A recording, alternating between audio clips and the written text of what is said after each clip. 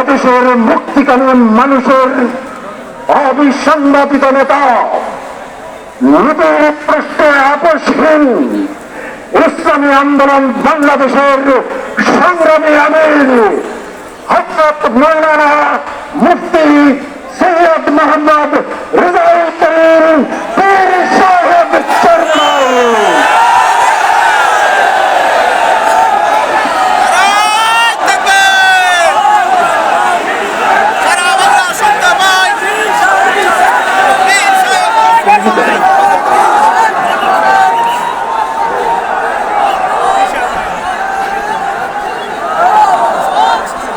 السلام عليكم ورحمة الله وبركاته. بسم الله الرحمن الرحيم. نحمده ونصلي على رسوله الكريم أما بعد. فأعوذ بالله من الشيطان الرجيم. بسم الله الرحمن الرحيم. ظهر الفساد في البر والبحر بما كسبت أيدي الناس. صدق الله العلي العظيم. সবাই দুরূদ শরীফ পড়ি। আল্লাহুম্মা সাল্লি আলা শাফিঈনা ওয়া হাবিবিনা ওয়া মাওলানা মুহাম্মদ সাল্লাল্লাহু আলাইহি ওয়া আলা আলিহি ওয়া আসহাবিহি ওয়া বারাকা ওয়া সাল্লাম। আজকের এই সমাবেশ কি উদ্দেশ্যে, ইতিমধ্যে আমরা গুরুত্বপূর্ণ ব্যক্তিদের গুরুত্বপূর্ণ আলোচনার মাধ্যমে আমরা মেসেজ পেয়েছি, সামনে বাংলাদেশকে এই লক্ষ্যে আমরা গঠন করার দায়িত্ব পালন করব ইনশাআল্লাহ।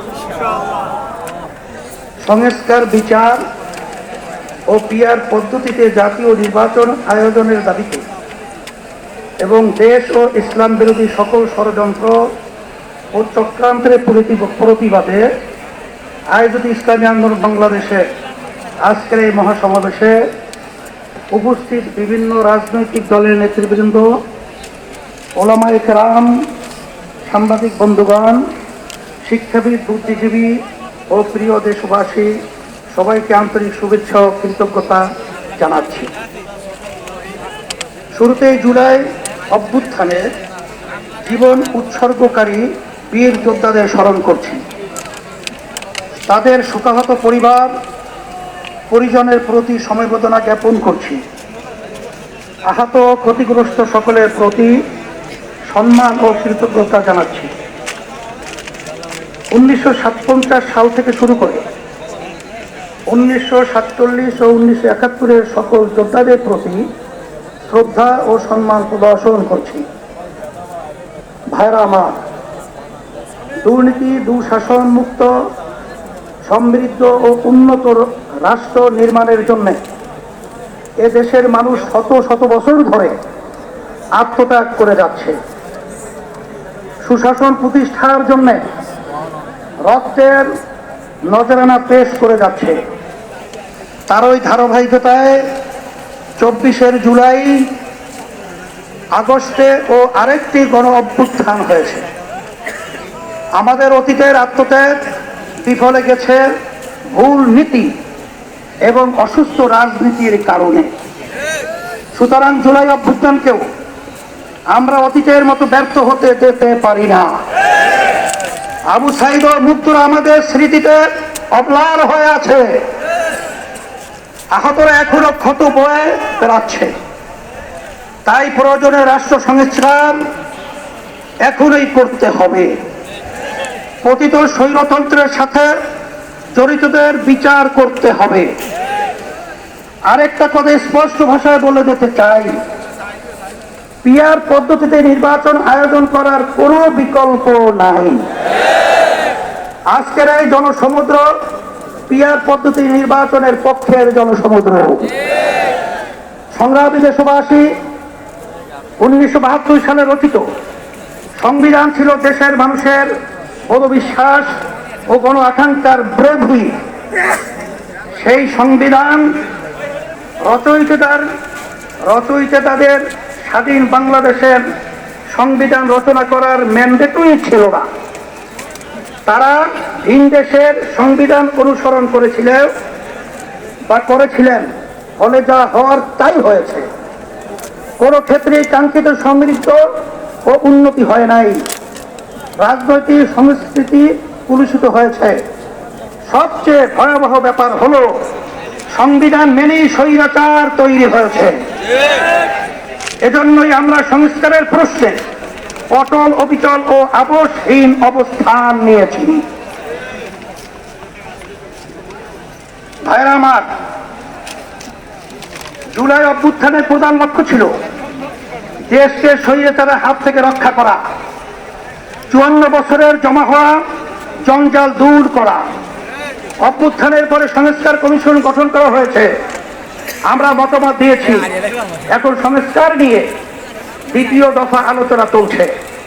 আমরা লক্ষ্য করছি মৌলিক সংস্কারে কেউ কেউ গড়িমসি করছেন। এটা জুলাইয়ের সাথে বিশ্বাসঘাতকতা। স্বৈরাচার তৈরির রাস্তা খোলা রাখা যাবে না। সংস্কার না করে নির্বাচন আয়োজন করে দেশকে আবারও আগের অবস্থায় নিয়ে যাওয়া যাবে না। রাষ্ট্রের মূলনীতি সহ সংসদের উভয় কক্ষে পিআর পদ্ধতি নির্বাচনের মতো বিষয় ঐক্যমত্য না হলে কোন ভোটের আয়োজন করতে হবে। ভাইরা আমার, পতিত ফ্যাসিস্ট জুলুমের রাষ্ট্র তৈরি করেছিল, হাজার হাজার মানুষকে গুম ও খুন করেছে, বিলিয়ন বিলিয়ন টাকা দেশ থেকে চুরি করে নিয়ে গেছে, লাখো মানুষকে কারাবন্দী করেছে, চাঁদাবাজি করে মানুষের জীবন প্রতিষ্ঠা করেছে। আর 24 জুলাই তো প্রকাশ্যে গণহত্যা করেছে। ফলে তাদের কোনো ক্ষমা নাই। যারা সরাসরি ফৌজদারি অপরাধের সাথে জড়িত ছিল তাদের বিচার করতে হবে। যারা অপরাধের সহায়তা করেছে তাদেরও বিচার করতে হবে।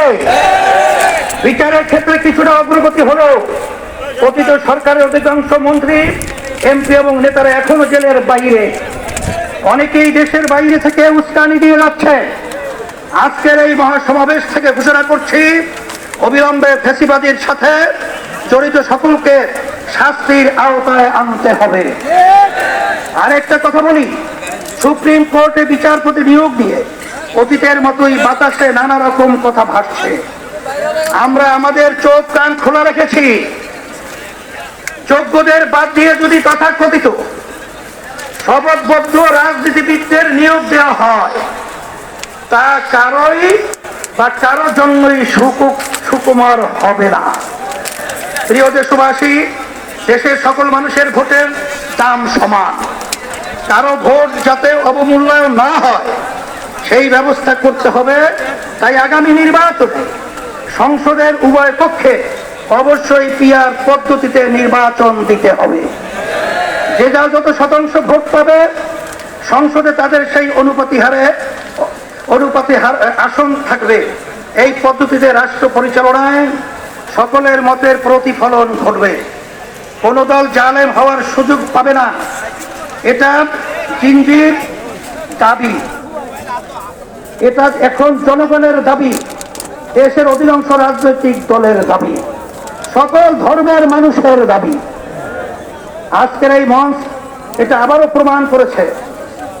ভাইরা আমার, আমরা বারবার রক্ত দিয়েছি কিন্তু সফলতা পাই নাই, কারণ আমরা প্রতিবারের নেতা ও নীতি বাছাই করতে ভুল করেছি। আমরা 54 বছরে অনেক দলকে দেশ শাসন করতে দেখেছি, কিন্তু ইসলামকে এখনো ক্ষমতায় নিতে পারি নাই। এবার ইসলাম পন্থীদের ঐক্যের ব্যাপারে বড় প্রত্যাশা তৈরি হয়েছে। আমি শুরু থেকে ইসলামপন্থী সকল ভোট এক বাক্সে আনার কথা বলে আসছি। আগামী নির্বাচনে শুধু ইসলাম দলই নয়, ইসলামী দলই শুধু নয়, বরং দেশপ্রেমিক আরো অনেক রাজনৈতিক দলও এক বাক্সে নীতিতে আসতে পারে ইনশাআল্লাহ।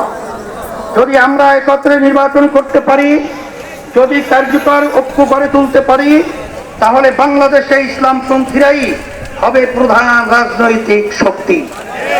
রাষ্ট্র পরিচালনার দায়িত্ব আমাদের হাতেই আসবে ইনশাআল্লাহ। প্রিয় দেশবাসী, অন্তর্বর্তীকালীন সরকার জুলাই অভ্যুত্থানের ফসল। এত জনসমর্থন নিয়ে আর কোন সরকার দায়িত্ব গ্রহণ করে নাই। আমরা নিঃস্বার্থভাবে এই সরকারের পাশে দাঁড়িয়েছি। সরকারকে বলবো, সংস্কার, বিচার ও সুষ্ঠু নির্বাচনের যে অঙ্গীকার নিয়ে আপনারা দায়িত্ব নিয়েছেন সেই দায়িত্ব পালনে অবিচল থাকুন। কারো দ্বারা প্রভাবিত হয়ে লক্ষ্য থেকে বিচ্যুত হবেন না। নিরপেক্ষ থেকে দায়িত্ব পালন করুন। আমরা আপনাদের পাশে ছিলাম, আছি এবং থাকবো ইনশাআল্লাহ। প্রিয় ভাইরা আমার, আইন শৃঙ্খলা পরিস্থিতি, রাজনৈতিক চরিত্র, চাঁদাবাজির ক্ষেত্রে অবস্থার এখনো কোনো পরিবর্তন হয় নাই। একটি দলের বিরুদ্ধে অভিযোগ উঠেছে, কারো নাম ধরে সমালোচনা করতে চাই না।